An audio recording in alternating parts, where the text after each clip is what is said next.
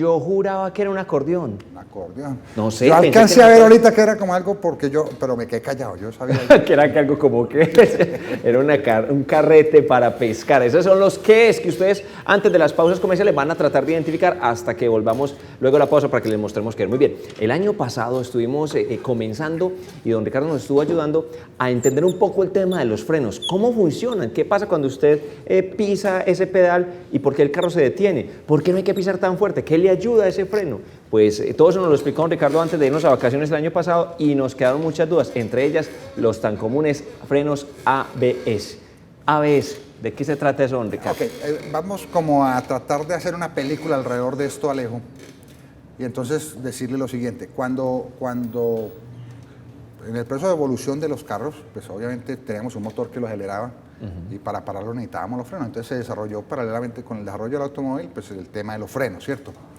Pero a medida que fue aumentando, digamos, el tema de la velocidad, a medida que los vehículos fueron caminando más rápido, comenzaron los frenos a presentar dificultades en su operación. Sí, ¿cierto? los carros los hicieron cada vez más rápidos, pero los frenos eran los mismos. Los mismos, ¿cierto? El que frenaba la Forte que hablábamos Sí, ahorita. sí. Que, inclusive, pues sí hubo, digamos, un cambio importante por allá en la década de los 20 y pico, que fue que los frenos antes eran de varillas, entonces no era con... como los de la moto, Es la de atrás, que sí, uno sí. frena y una varilla jala la... Exactamente. Entonces, digamos, hubo una evolución en eso y pasaron ligeramente pues, a ser accionados por esa parte hidráulica que con tanto detalle les explicamos el año pasado, ¿cierto? Pero entonces comenzaron, repito, a presentarse dificultades con el freno. La primera, se dieron cuenta que se requería frenar con mayor intensidad adelante que atrás. Ustedes van en un carro y entonces al frenar, al tratar de detenerlo, usted va en la carretera, ¿cierto? Eso, usted sí. empieza a frenar. ¿Qué pasa con el carro? Por efecto va de hacia la adelante. inercia se va hacia adelante, entonces se hace más exigente.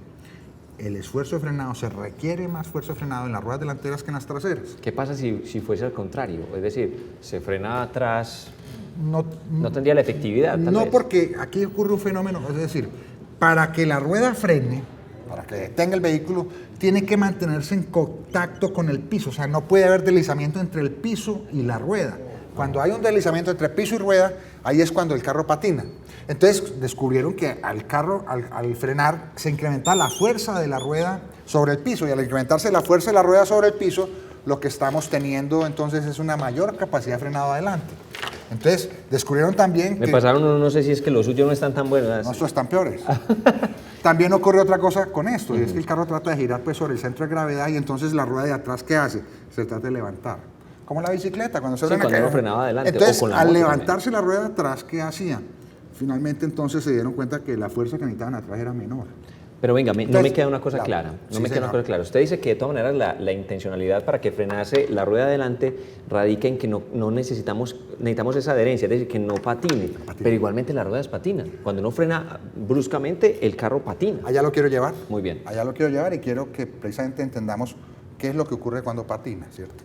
Entonces, primero lo que estoy primero, digamos, antes de llegar a hablar de esto, de lo que significa el ABS, quiero, digamos, que entendamos desde la física el principio de lo que ocurre ahí, ¿cierto?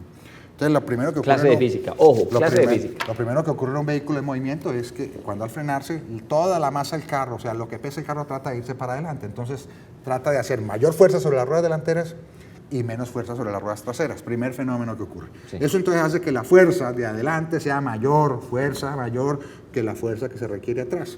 Y en los mecanismos de frenado de los vehículos de antes, eso simplemente la bomba frenaba y eso mandaba para todas partes. Para todas Entonces, partes, y ahí es ¿qué donde el ocurría? carro- El carro empezaba a seguir así. Cuando una zigzag. rueda se frena más de la cuenta, cuando usted aplica indiscriminadamente fuerza sobre el pedal, las ruedas se bloquean, ¿cierto? Y al bloquearse, pierde esa adherencia, y es como cuando usted va y llega a la casa y están trapeando. Y usted va muy rápido. Y usted Después de que frena. usted se pegue el primer resbalón, ya no hay barranca que lo ataje. Ah, sí, ¿cierto? claro. O sea, en física hay dos rozamientos, dos corrientes de rozamientos, uno para cuando está quieto y otro para cuando está en movimiento. Quiere decir esto que después de que usted se desliza, se fue. Entonces la llanta de los carros igual. Mientras usted esté frenando y la llanta no tenga, simplemente esté rodando sobre el piso, frena muy bien. Pero si la llanta le ocurre lo que le pasa a usted al entrar a la casa y estar mojado al piso, la llanta se desliza, el carro se va. Y se va para cualquier dirección. Entonces, lo primero que se hizo en la modificación de los carros fue limitar la presión de las ruedas traseras. Primera cosa que se hizo para 1900 cualquier cosa, ¿cierto?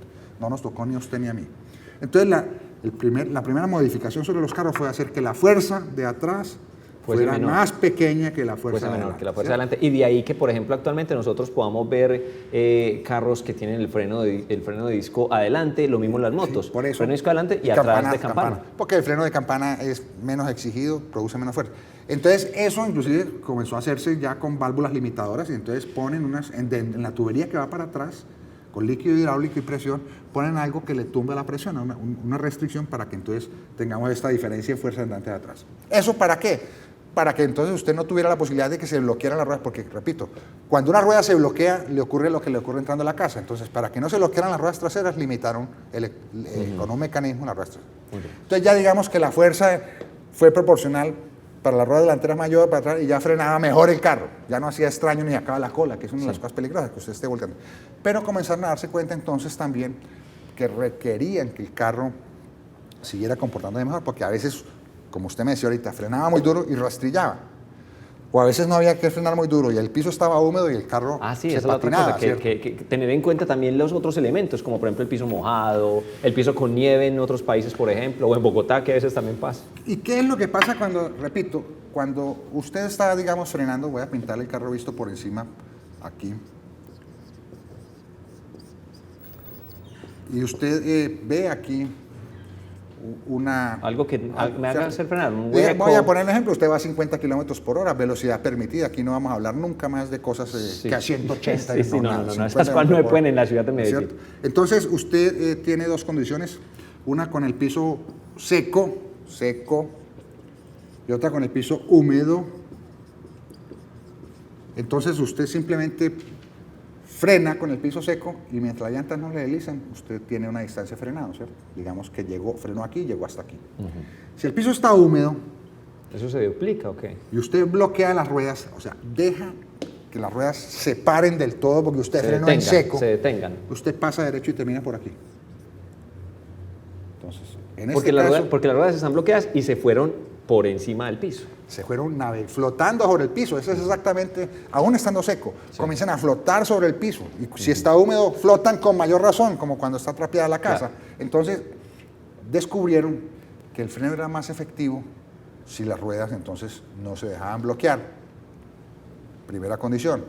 Lo otro que descubrieron, entonces resulta que muchas veces usted no quería era como frenar, sino usted decía, yo freno, pero voy a tratar de sacarle el cuerpo. Disminuir la velocidad más, no necesariamente frenar. Aún frenando en seco, o sea, otra cosa que a usted le ocurre cuando frena en seco es que usted pierde el control.